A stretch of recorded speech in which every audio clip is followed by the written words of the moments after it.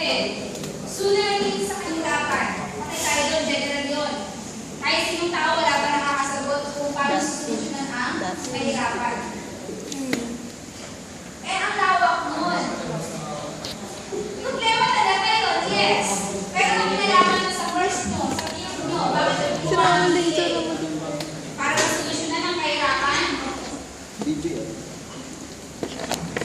Kaya bang bigyan ng solusyon gamit ang dispusa ng kahirapan?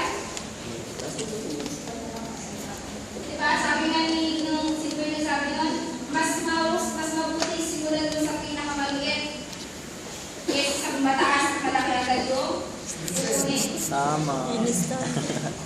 Angie. Angie.